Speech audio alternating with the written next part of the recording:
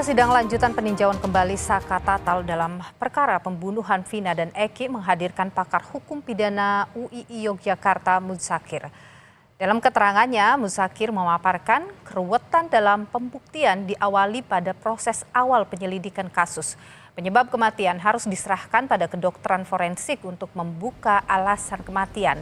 Namun dalam persidangan terungkap bahwa hakim memutus ada dua penyebab korban atau penyebab kematian korban.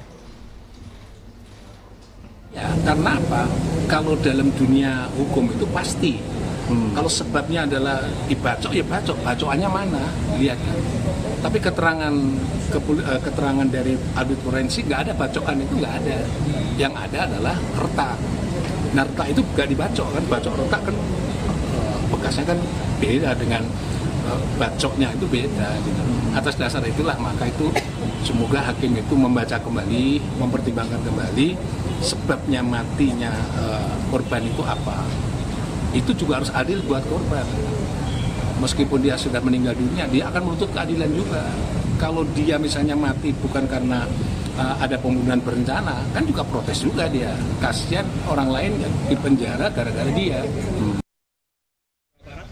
Sebelum memasuki ruang sidang, tim kuasa hukum Saka Tatal berharap 5 polisi yang terlibat dalam penanganan kasus Vina dan Eki dapat hadir. 5 polisi itu termasuk Ibtu Rudiana yang juga merupakan ayah korban Muhammad Rizky atau Eki. Urusan si Pak Rudi ya seperti biasa ya. Ya. Pak Rudiana katanya nggak diundang untuk jadi saksi. Ya, itu kan kewenangan jaksa, bukan kita. Kalau memang Rudiana mau, saya bisa minta ke hakim untuk menunda. Oke, rencananya mau menghadirkan Rudiana atau gimana? Saya mau banget Rudiana hadir. Bisa disampaikan nanti akan disampaikan ke majelis hakim atau gimana? Akan disampaikan. Karena penyebab kematian ini tidak dikatakan bahwa akibat pembunuhan atau B. Tidak, ini hanya karena kematian tidak wajar.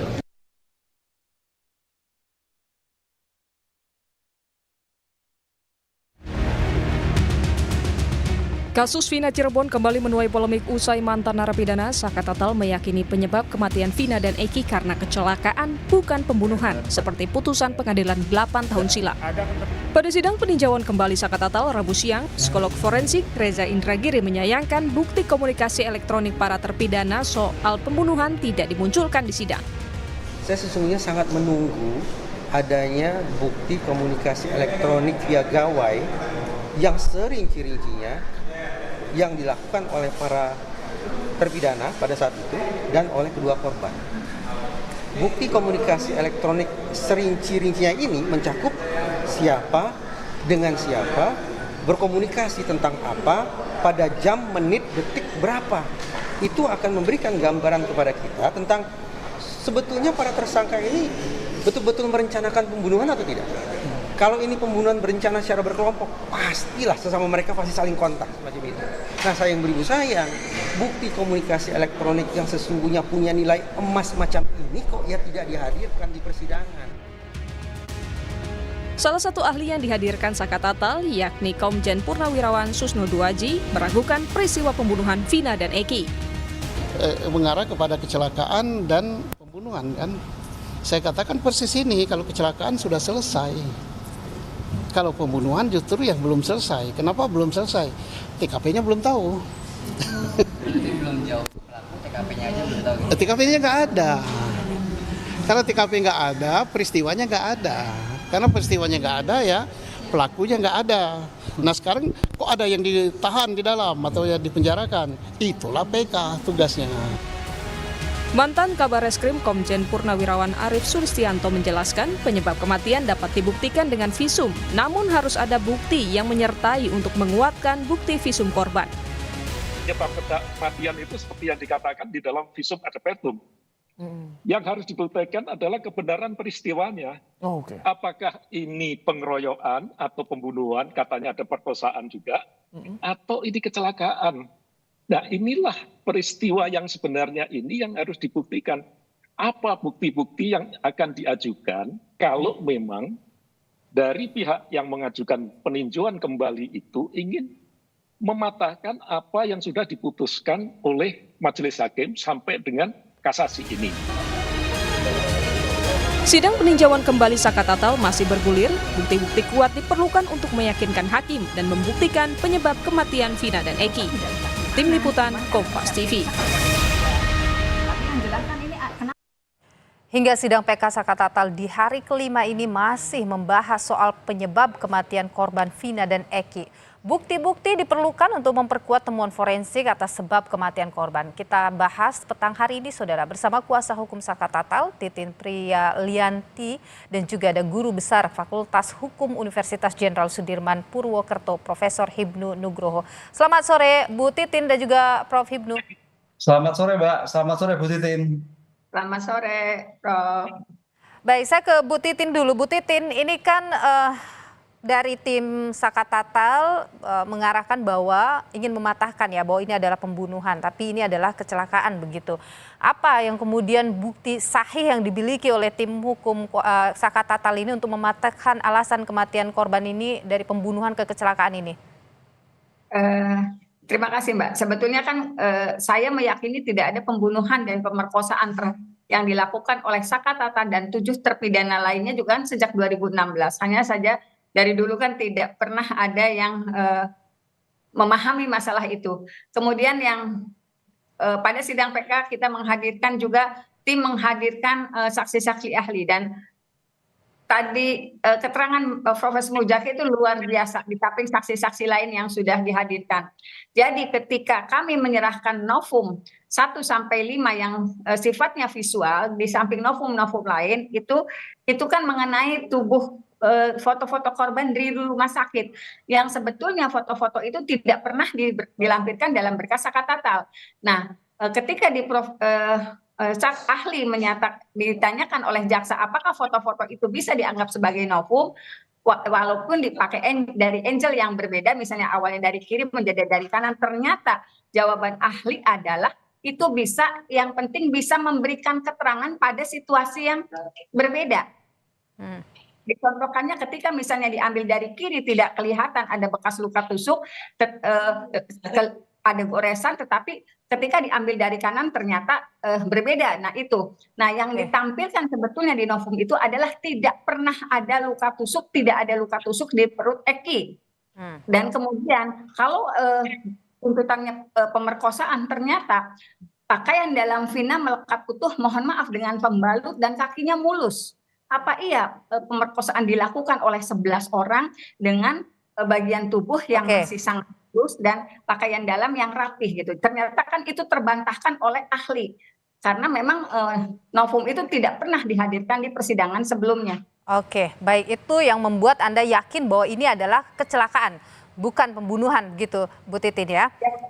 Kecelakaannya karena semua bukti-buktinya ada di flyover Talun. Tubuh keduanya ditemukan di situ, darah di situ, ada serpihan daging, kendaraannya juga di situ. Tidak ada di TKP kedua yang belakang showroom itu tidak ada bukti apapun. Seperti yang disampaikan ahli forensik juga, tidak ada bukti.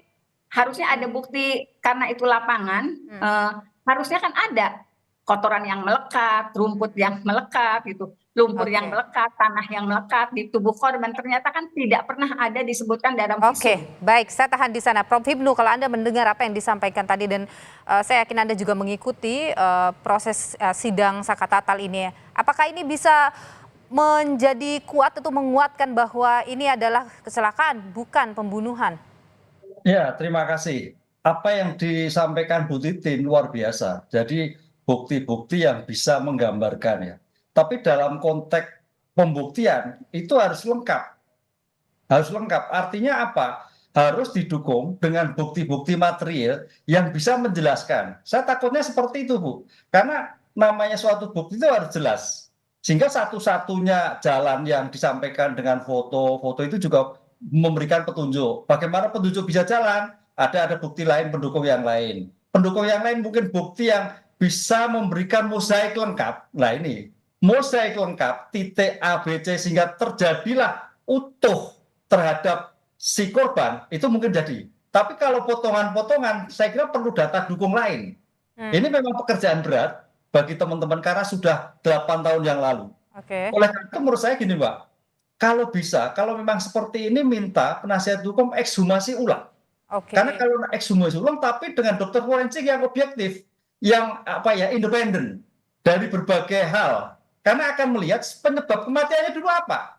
Karena kita lihat walaupun sudah 8 tahun, insya Allah dengan keahlian ahli forensik, kedokteran forensik yang ada, misalkan dari rumah sakit kepolisian, rumah sakit Cirebon, kemudian rumah sakit Jawa Barat, coba melihat secara independen penyebab kematian. Kalau sudah penyebab kematian, itu titik awal untuk menentukan bahwa ini korban pembunuhan atau korban kecelakaan. Tapi masih foto agak sulit.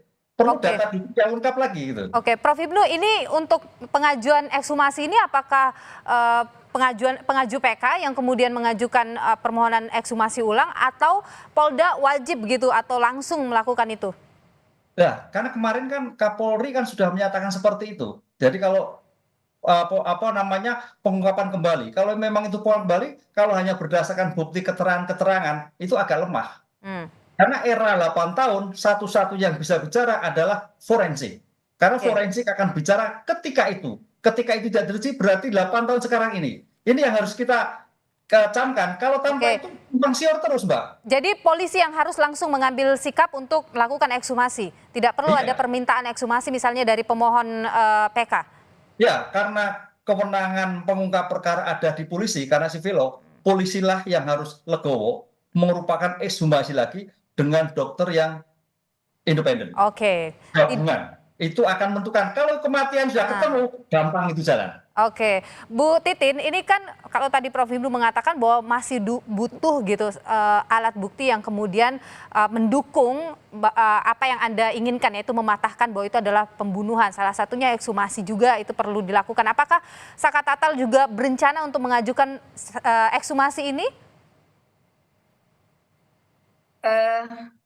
Kalau dari pihak kami, Mbak, barangkali kami sudah berusaha membuktikan baik dari bukti-bukti novum yang kami miliki juga menghadirkan saksi yang Widi dan Mega itu yang awalnya tidak tersentuh oleh siapapun tapi berhasil kita hadirkan, dan di situ dinyatakan pada pukul 22.05 sampai 22.00 sebelum pukul 11, setengah 11 itu pada tanggal 27 masih berkomunikasi. Kita juga buktikan bahwa betul Mega dan Widi itu berkomunikasi dengan Vina, dan Vina saat pergi itu dari rumah Widi dan menggunakan pakaiannya Vina. Itu bukti-bukti yang bisa kita hadirkan. Masalah ekshumasi kan sepertinya gitu, itu kan memang bukan kita yang ini, tetapi institusi kepolisian. Jangankan misalnya kita memohonkan ekshumasi mengenai kami sebetulnya kan dari tim saja sudah meminta kehadiran 5 anggota Polri yang melakukan olah TKP. Itu aja sulit sampai berakhirnya sidang tidak dihadirkan, alasannya suratnya belum sampai ke tangan Kapolres, padahal yang melakukan olah TKP itu yakin mempunyai data tersendiri mengenai LP kecelakaan itu, karena pada saat di sidang itu